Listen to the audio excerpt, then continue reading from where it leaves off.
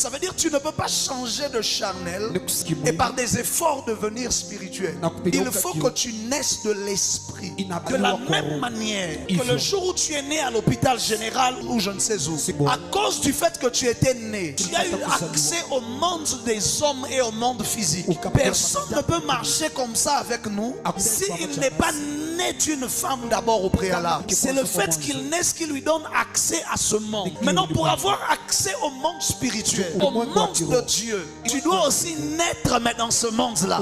C'est maintenant ça que Jésus appelle la nouvelle naissance. C'est en fait ça que Jésus est venu rendre disponible pour nous. Il nous a donné le pouvoir de devenir. Je veux te dire quoi en fait. Quand tu es né de nouveau, ce n'était pas simplement une affaire de fuir le péché. C'était une affaire d'avoir accès à un nouveau monde. Tout ce que Satan fait faire aux magiciens, aux occultistes, aux sorciers, ils ont l'impression de maîtriser un certain monde spirituel, mais en réalité ce ne sont que des chiens avec des masques d'éléphants qui croient qu'ils sont devenus éléphants. Parce que il dit aucun homme ne peut voir le royaume. En fait, le mot royaume, c'est le mot domaine, le domaine de Dieu.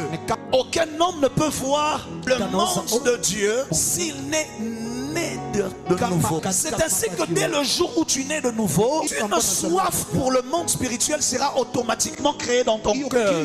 Dès le jour où tu nais de nouveau, une soif pour le surnaturel sera automatiquement dans ton cœur. Tu ne sais pas pourquoi, tu commences à avoir envie de voir des miracles, tu commences à avoir envie de recevoir des prophéties, tu commences à... Pourquoi en fait? C'est parce que tu es né d'un monde différent désormais. C'est ça. Naître de nouveau. Le jour où tu nais, tu commences à grandir, tu as envie de porter des vêtements, tu as envie d'aller étudier comme les autres. Pourquoi? Parce que tu es né dans un monde où les gens vivent comme ça.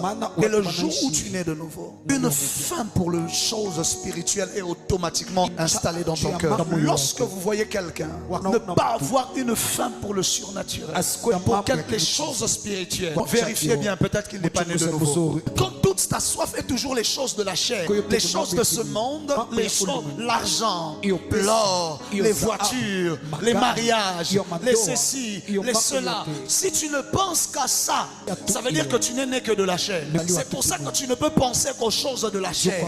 Tu ne forces pas ça, parce que tu nais dans ce monde-là. Tu te retrouves en train de désirer parler en langue comme les autres, voir le futur, désirer déclarer les choses se faire. Tu viens à l'église, tu dis je reçois. Tu reçois quoi? Des choses spirituelles.